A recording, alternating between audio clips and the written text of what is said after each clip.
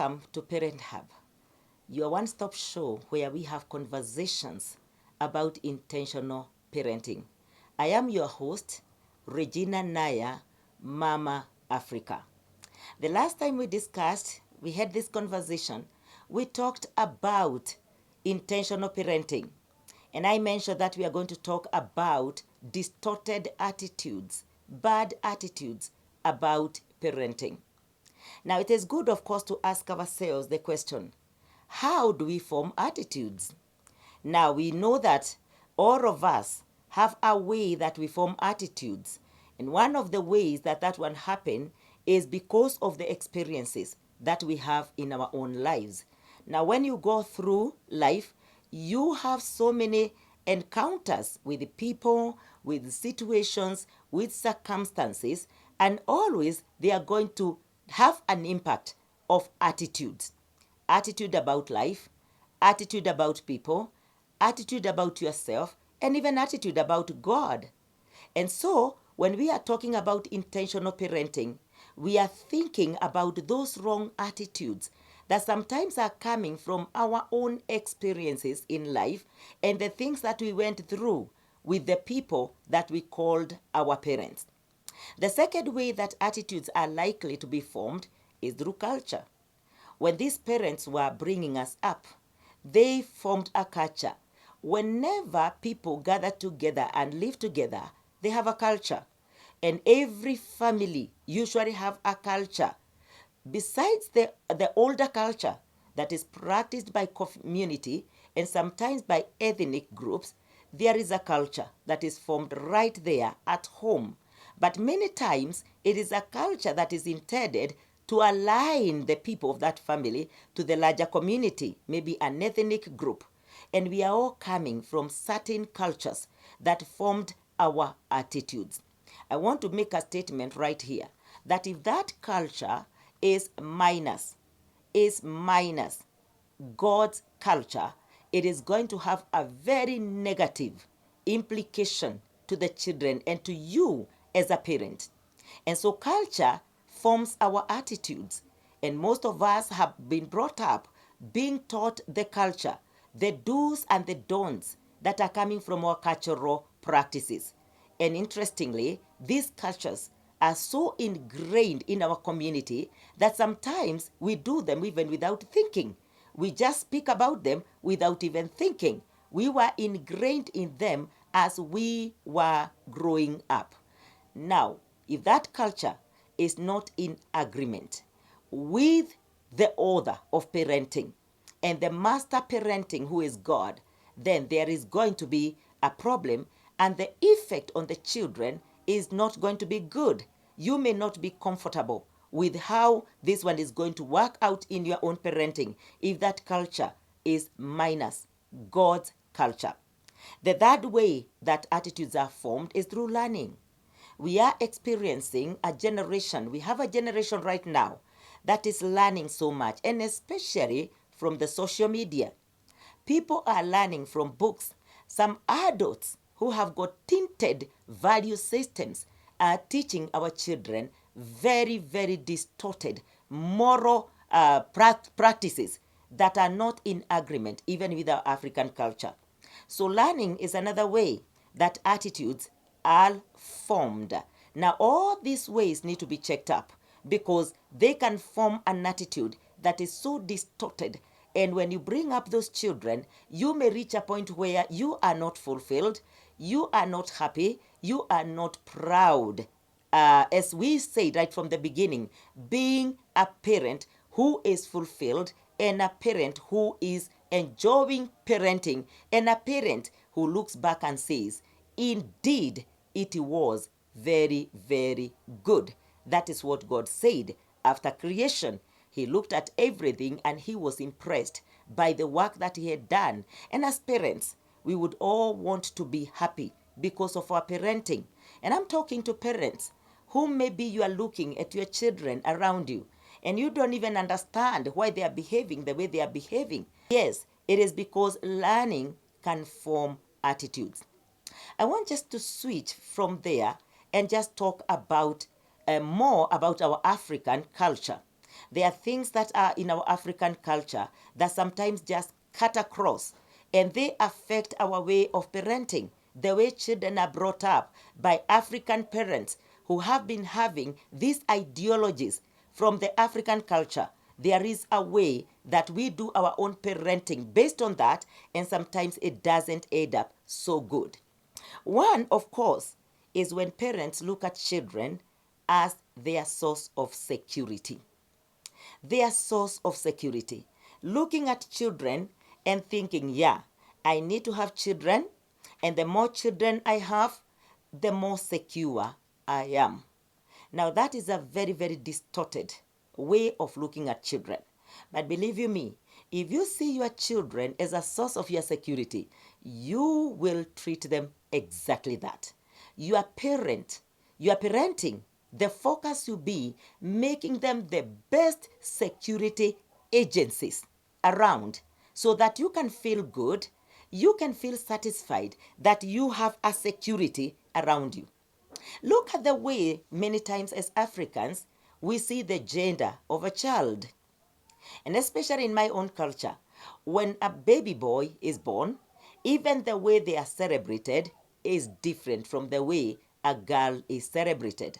A boy is seen much more as a security agent because when they come, in those days before people went into the cities, the fact that children are male, but the parents will feel they will come and build a house next to my house, and therefore, even in my old age, they are going to provide me with security.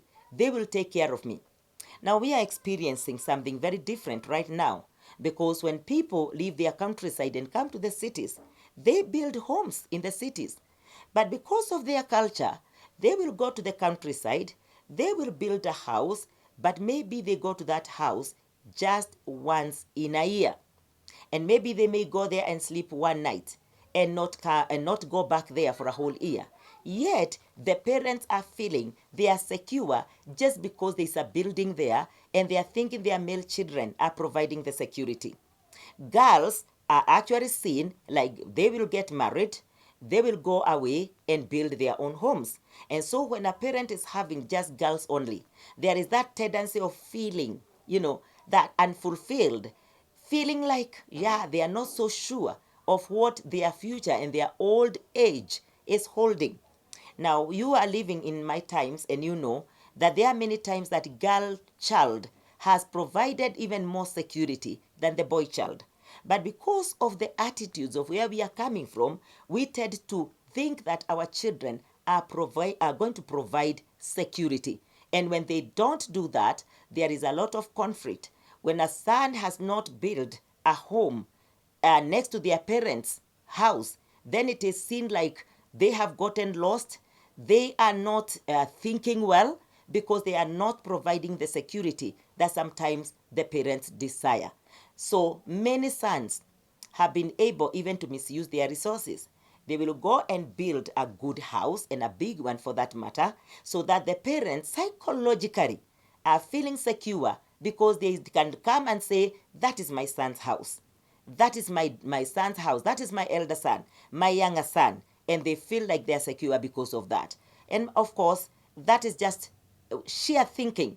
They are not able to come and live there because they have jobs all over. But when we are bringing up children as security agencies, we are likely to have that kind of an attitude, and we are likely to bring out children that are divided because there is one who has built a better house than the other. There is one who have got a greater job than the other, so they are seen to be like they will provide better security than the other. And so we cause even conflicts among our children. The second distorted attitude of parenting is when we see children as commercial agencies. Again, when we are bringing up our children, we see them as the reason why we are going to better our lives. I want to say this with a disclaimer. It is very, very good for children to take care of their parents. It is of noble integrity. It's good for you to give your parents support. However, when parents are bringing up children, far be it that you will make them feel like they are assets, like they are the reason why you are going to better your life. I know of a story of a certain man who wanted to go on retire. And so he had this gratuity. And what he did is that he went and looked for a very young girl.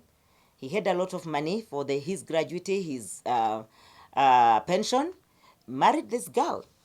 And the children of the older wife, they were actually three wives. So he had two wives when he was working. And the children of the older wife were so angry. Why is he doing this when he's going on retire? Who is going to educate those children? And I remember him having a conversation and saying, I have done a good investment with the children of my first wife. They have gone to school. I have educated them. I have even made them to have jobs. So they have good jobs. And so they are going to take care of the children of the second wife that are still in school, and they are the ones to educate the children of the younger wife. Now look at that. For this guy, is that he was investing in an investment. Children were an investment. So he can do anything else that he wants because he has already invested, and a time is coming for him to draw back from the investment. That is a very, very, very distorted attitude. It is very wrong, and you can be so disappointed. And even that young wife can be very disappointed because you don't know how many days that are remaining in your life, and you go and they have all the rights to say, who cares? You came by yourself, you will do this by yourself. And of course, it is because of the wrong attitudes that people have that their children are commercial investments. And so they treat them just as that. And the outcome is not very encouraging. The other way is that children are seen like, public relation agencies. So they are the ones to form a reputation. Parents want a good reputation from the community, from the people around them, from their friends. They want to be seen as people of a certain class. They have done this, they have done the other. And sometimes children have been seen to be like the agencies of a PR, a public relation agency, whereby children have even been forced to do subjects in school that they are not comfortable with. They don't even have a capacity to do those lessons. Now, I know, of course, of another case some decades ago of two parents that were engineers. They did very well in science subjects. And because of that, they expected that their children are all going to perform with science subjects just like they did. And they felt like it was an insult for a child to say, I am not performing, I'm not able to do chemistry, I'm not doing good in physics, I'm not able to do biology. And so these parents, what they had done is that the firstborn especially was not even a performer, not even in the art subjects, not even in science. He was literally not a performer. And the parents felt like it was an embarrassment. The fact that the child is not going to the university and do engineering. And they did the worst. Because of their PR, they took their child to abroad. They had a certain friend who was abroad, and because this child was looking like he can only make it in a technical college, they took him somewhere in abroad so that he can be taken to a polytechnic, a village polytechnic or something like that, and so he can advance. The bad story is the boy, of course, with the emotional struggles that he was having, he added in the world of drugs, and it was so bad because the parents never wanted to talk about that child. The second born came in, and he was a performer in art subjects. He would do very well in CRI. He would do very well in history. He wanted to be a lawyer. But these parents, because of their attitudes, you be a lawyer, like who? We are engineers, for heaven's sake. And so you must be an engineer. So what he did, because of the experience of the firstborn, he decided now he's going to be hiring a tutor. He was a senior government officer somewhere, and so he would hire a very, very good tutor to come and tutor his own child on how they can do science subjects. Unfortunately, the child could not perform.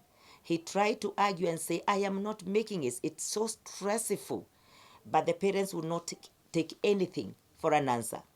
Now, this girl was so much stressed up. In fact, she was a girl, and one day, she was found having committed suicide because of the pressure that was mounted on her to do science subjects that she could not do. Then came the last born. The last born as well wanted, he was performing, he was good in some various subjects, but he wanted to be an artist. He wanted to go to the world of music, and that is what he enjoyed all through. But the parents would not take that. They would not take that. And again, they tried to pressurize the child to do what they wanted him to do. This was a boy. Now, this boy did now the worst. For him, it was worse because he would be locked up to do homeworks and assignments up to very late in the night to make sure that he passes everything, and he didn't like it. And sometimes the parents would even turn violent just to press him to do what they wanted. And so he was able to keep on going. And because he knew what had happened to the firstborn and the secondborn, this time he wanted to be a nice boy, at least for the sake of his parents. So he wanted to please them. And so he did it, and he made it up to the exam time. And he did an exam. And he, because he was a performer, he was performing, his grades were so good.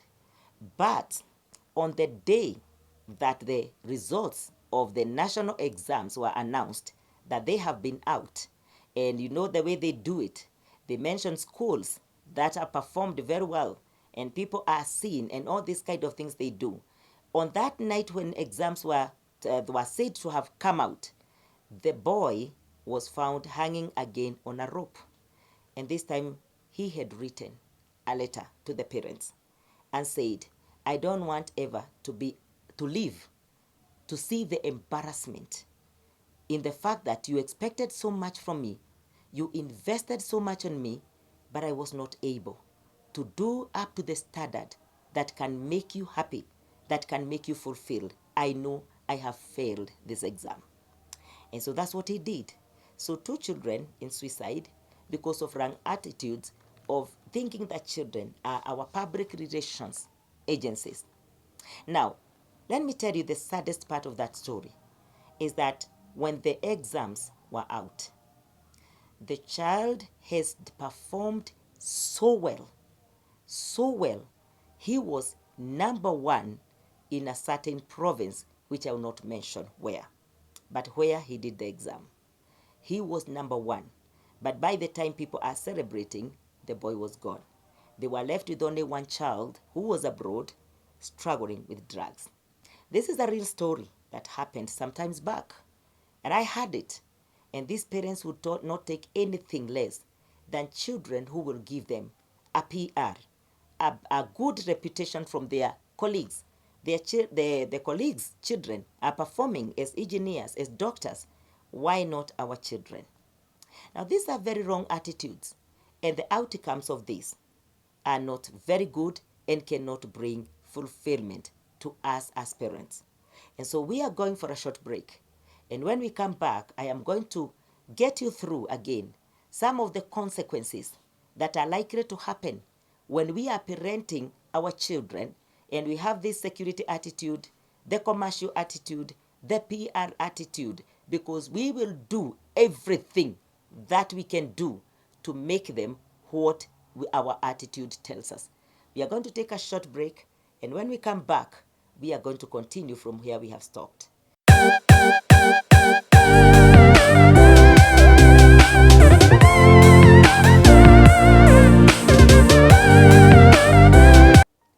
Welcome back. Just before we went for break, we were talking about wrong attitudes about parenting. So when we are talking about intentional parenting, these are areas that we need to be very careful. And it is because of the consequences that are likely to come on the way when we have those kind of distorted attitudes about parenting. Now, one of the things that I have realized happens to people who have been brought up with those kind of attitudes is that they have a very distorted self-worth. They don't have a purpose. They don't know the purpose of their living. Because many times, what they feel from within, what they have from within, according to how God has created them, is a conflict. There is a great conflict between who they think they are, and they feel they are, and they know they are, and what they have been made to think they are.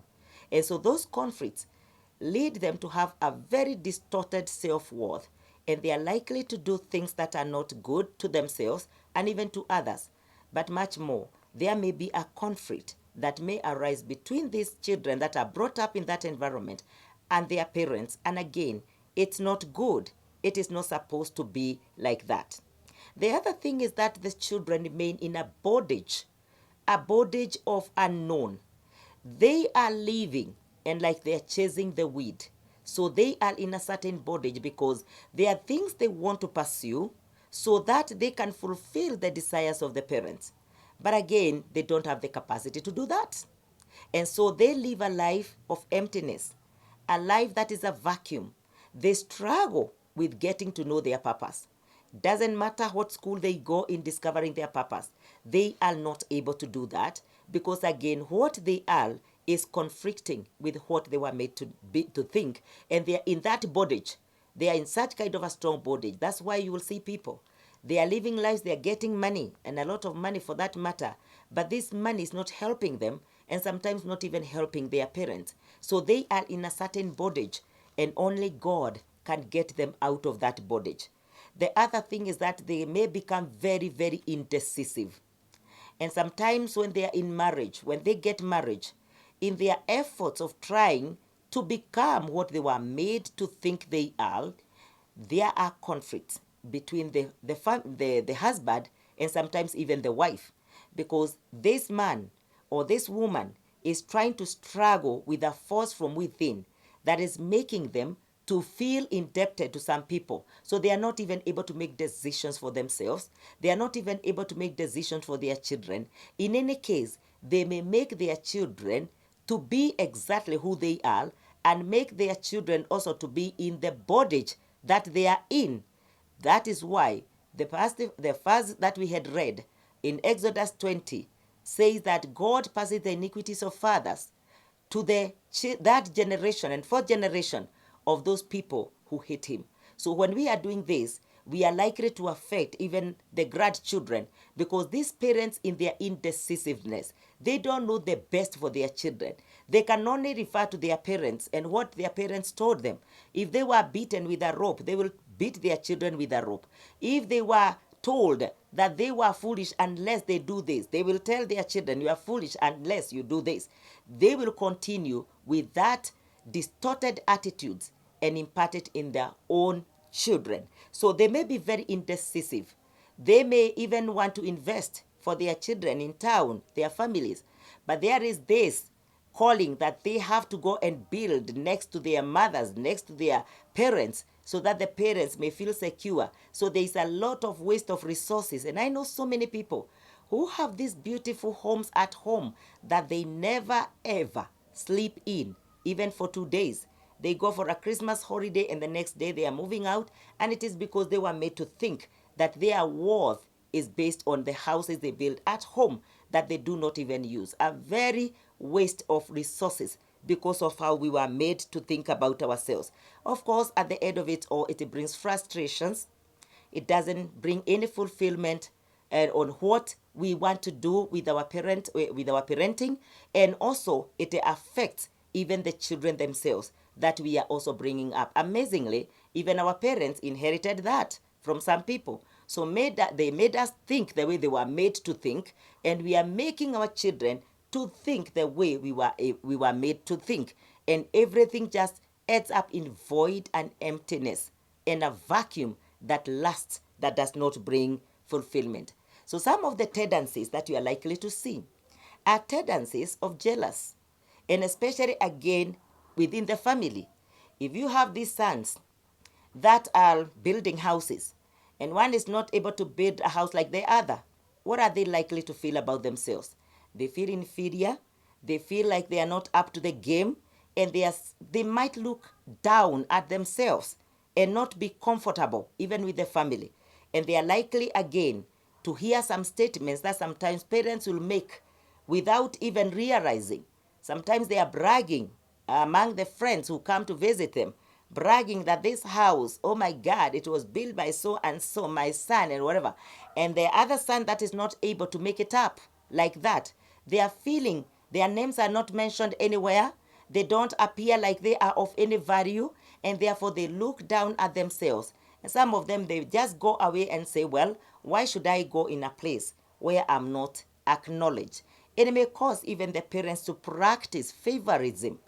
You know, the way they are attending to those children that are playing their game properly are likely to get more affirmations. They are likely to get more commendations. They are likely to be appraised. They are likely to just to be made to feel good because they are playing the game of their parents. And the parents do not realize that they are doing that at the expense maybe of their own children, maybe the expense of their own family. But it is because we made them believe that their worth is only when they fulfill the kind of attitudes that we have for them. That is not good, and it should not happen. Of course, the other things is jealous, envy. You find some children will even fight their own siblings, and it is because of the way they are treated at home. Some are seen to be better than others because of what they bring at table. So it brings conflict in families, and it is caused by the parents who have got very wrong attitudes. My prayer is we are going to seek to know the right attitudes, and that's where we are headed. So that when we align our attitudes with the ancient parent, Jehovah God, we are going to bring up children, and they will be happy that they are who they are and who they have been made to be. And we shall only encourage them to be able to fulfill that which their master parent, that is God our Father, want them to fulfill in their lives. I would like us to pray and trust God that is going to help us in our parenting. Let us pray. Loving and everlasting Father, we thank you because you are our great ancient parent. You have taught us how to parent our children because you have told us to imitate you. I pray for myself and for these dear parents that we shall not make our children to live a life of making very unrealistic targets, unrealistic standards for themselves, unrealistic dreams, unrealistic ambitions because of how we have treated them based on our wrong attitudes. Help us, Lord, from now to learn from you the attitudes that we need to adopt for our children. And that, Lord, even you, when you look at us, you will be pleased that you gave us those children to rear them up for you. For we ask of this in Jesus' name. Amen. Thank you so much for watching.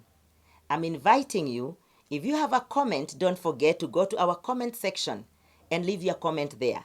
Don't also forget to like. Don't forget to subscribe to our channel, ABN, Agano Broadcasting Network. See you next time, same place, same time.